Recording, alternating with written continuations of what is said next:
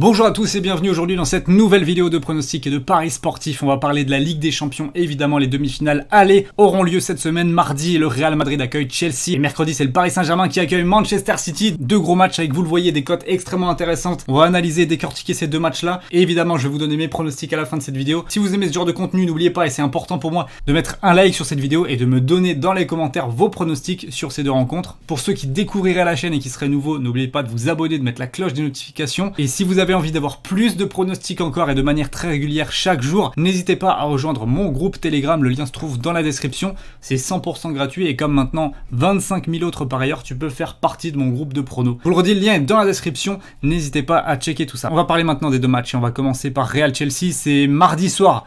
À 21 h, on va faire un tour sur les compositions probables. Peu de surprises, c'est du classique de part et d'autre. Et il y a toujours Sergio Ramos qui est absent. Ferland Mendy s'est ajouté à cette liste et ça c'est un petit peu dommage. Même si Nacho, qui a été très efficace dans l'axe ces dernières semaines en l'absence de titulaires habituels, tient la route très largement. Mais perso, je le préfère dans l'axe. Sur le côté, Ferland Mendy apporte quand même beaucoup plus de fougue et d'allant offensif que Nacho. Mais bon, du point de vue de la solidité défensive, Zidane va s'y retrouver, je pense, très facilement. D'ailleurs, toute l'arrière-garde, elle est quand même vraiment fiable. Militao a extrêmement bien succédé à Sergio Ramos ces dernières semaines, pas de souci là-dessus, le milieu ça bouge pas, Kroos, Casemiro, Modric, quand ça évolue comme ça dans les gros matchs, des matchs à tension, des matchs importants, et bien c'est ce trio-là qui domine clairement son sujet. On l'a vu contre l'Atalanta, on l'a vu contre Liverpool, on l'a vu contre le Barça lors du Classico également. Voilà, quand ces trois-là se mettent au niveau, c'est tout simplement trop fort. Là où le bas blesse peut-être un petit peu plus, c'est sur les côtés devant, puisque certes on a Karim Benzema qui est quasiment au sommet de son art encore cette saison, incroyable Karim Benzema, magnifique, on sait qu'il va faire un bon match, on sait qu'il va répondre présent. Par contre, voilà, Vinicius Junior, il avait été excellent au match aller, notamment face à Liverpool. Il a les capacités de faire très mal à l'adversaire, et il a un peu moins de capacité dans la finition pour le moment, ça reste un très jeune joueur. Et d'autre côté, on a Asensio, voilà, qui est vraiment pas à son prime cette saison, clairement pas encore. Donc on a un petit peu plus d'incertitude, j'ai envie de dire, offensivement, qui est bien, enfin pour le Real en tout cas, c'est que de l'autre côté c'est un peu pareil. Havertz, Werner, Mount, alors Mount, excellent, rien à dire là-dessus, mais Havertz et Werner, c'est encore pas au niveau auquel on les attend, et plus globalement, l'animation offensive de Chelsea sous Thomas Tuchel est pas encore très claire et bien définie. On sent qu'il y a encore du travail à faire là-dessus. D'ailleurs, je trouve que ça commence à durer quand même. Malgré tout, il y a une solidité défensive qui est certaine du côté de Chelsea, et ça, c'est notoire. La défense à 5, Reece James, Azpilicueta, Thiago Silva, Rudiger, Chilwell, c'est très costaud, très solide. Christensen peut s'incorporer facilement dans la défense centrale également. Mendy au but, bah voilà, Mendy c'est du très sûr, hein. On a dans les deux cages deux grands gardiens, Courtois, Mendy, franchement ça tient vraiment la route, ça sera capable de faire des parades décisives. Et après voilà, le milieu, Jorginho, Kanté, forcément ça tient la route aussi. Donc on a au final deux très belles équipes. Avantage réel du côté de l'expérience, avantage réel du côté de la maîtrise de son 4-3-3 qui est quand même bien en place depuis un certain nombre d'années, même si Tuchel a tout de suite mis en place quelque chose de cohérent et solide avec Chelsea. Voilà, normalement, le Real pour moi est quand même favori. On va s'intéresser un petit peu aux cotes maintenant de ce match aller. Et je dois avouer que je suis un petit peu surpris quand même parce qu'elles sont relativement équilibrées. Le Real est à 2,35, 3,20 pour le nul, 3,30 pour Chelsea. Clairement, c'est des très belles cotes, hein. Et même si on regarde la qualification, 1,80 pour le Real, 1,90 pour Chelsea. Les bookmakers ont coté ça de manière très équilibrée, un petit peu trop équilibrée. Je pense que le Real pour moi méritait à 1,50, pas plus. Ils sont quand même logiquement favoris face à ce Chelsea qui, et si je dois vraiment mettre un bémol, je l'avais déjà dit il y a quelques semaines, ce sera une équipe très difficile à sortir de la Ligue des Champions. Et je pense vraiment que ce match-là, il va se jouer sur l'aller-retour à vraiment un petit but, voire deux grand maximum, mais on n'aura pas de gros scores, on devrait pas avoir une équipe qui va clairement marcher sur l'autre, je pense pas, au vu du profil et des caractéristiques des deux équipes. Alors après, pour ce match aller, qu'est-ce qui est intéressant de parier? Un match avec des buts, une victoire du Real. Clairement, moi, je me penche plutôt quand même vers le Real Madrid. En tout cas, je les vois pas perdre. Mais par contre, je vois pas un match avec beaucoup de buts. Pour moi, si on a déjà 2-3, ce sera très bien. Mais étant donné l'équilibre de ce match et les caractéristiques des deux équipes, personnellement, je m'orienterai clairement pas vers un pronostic, par exemple, un but pour les deux équipes ou autre. Je passe mon chemin sur ce match-là. Ce que je vous ai dit, c'est que j'imaginais pas le Real Madrid perdre. Moi, perso, je les vois gagner à 2,35. Ça reste cohérent à miser.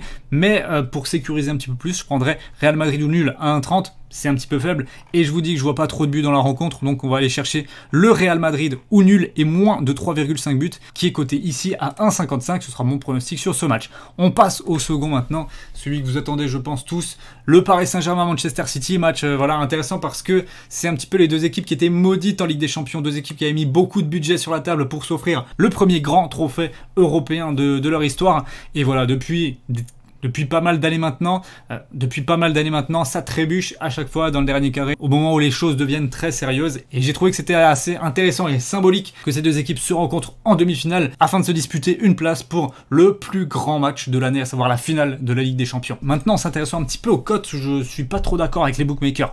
3,15 pour le Paris Saint-Germain, 3,70 pour le nul, 2,20 pour Manchester City. Clairement, le Paris Saint-Germain, et ça c'est la même chose depuis le début de leur campagne européenne, ils sont sous-cotés. C'est-à-dire que contre le Barça déjà au match aller, ils avaient une cote à 4. Contre le Bayern, c'était pareil, des cotes démentielles. Et là encore, 3,15 contre Manchester City. Après avoir sorti le Barça et le Bayern, je trouve que c'est très très mal payé.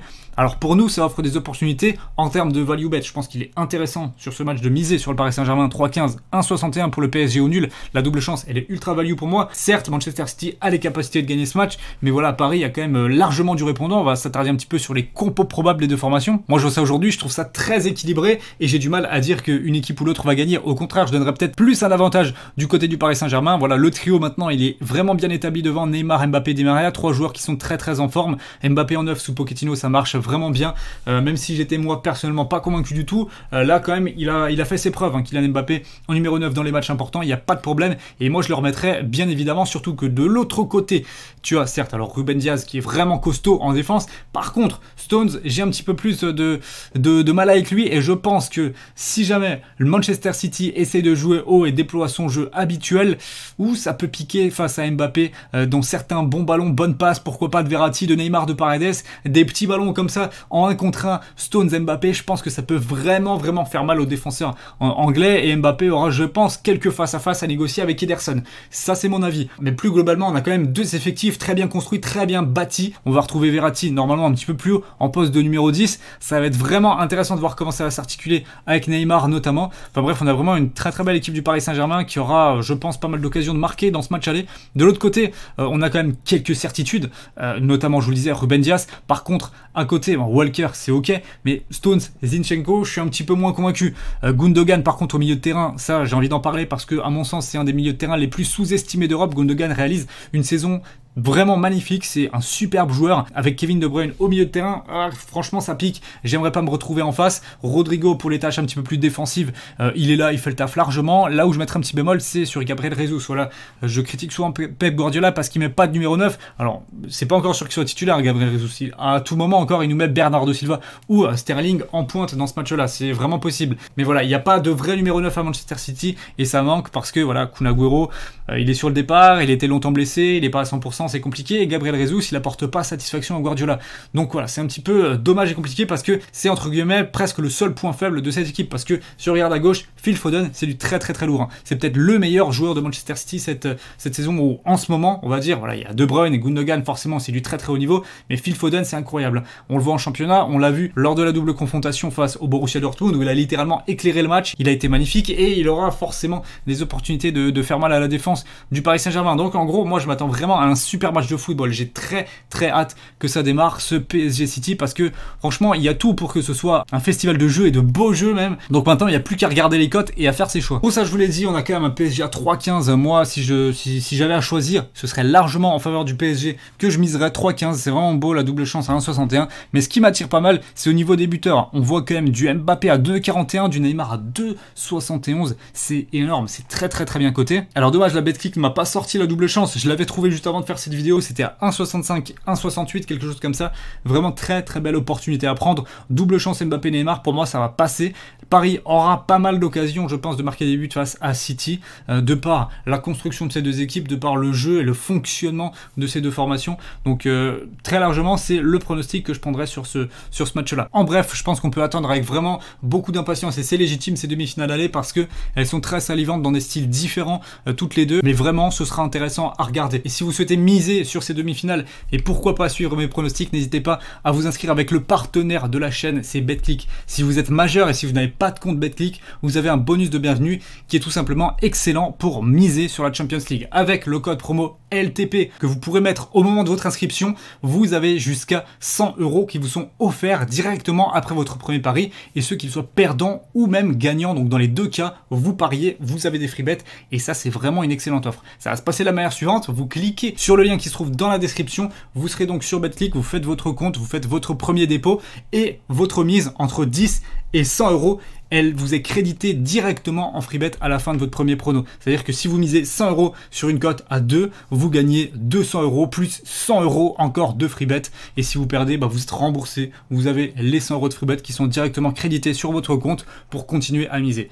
Donc voilà, excellente offre pour la Ligue des Champions. N'hésitez pas si vous voulez vous inscrire, le lien se trouve dans la description comme je vous l'ai dit. On s'arrête là pour mes pronostics LDC. J'espère vraiment que le contenu vous aura plu. Je vous le redis, mais mettez le petit pouce bleu. Et nous, on va se retrouver très rapidement sur YouTube pour du nouveau contenu sur le football et les pronos, des jeudis évidemment 17h comme chaque semaine pour les pronostics de la Ligue 1. Et moi je vous souhaite à toutes et à tous une très belle journée, kiffez bien la Ligue des Champions, je pense vraiment qu'on en aura plein les yeux cette semaine et j'espère évidemment que les pronostics seront gagnants. À très vite pour du nouveau contenu sur le foot et les pronos. Ciao.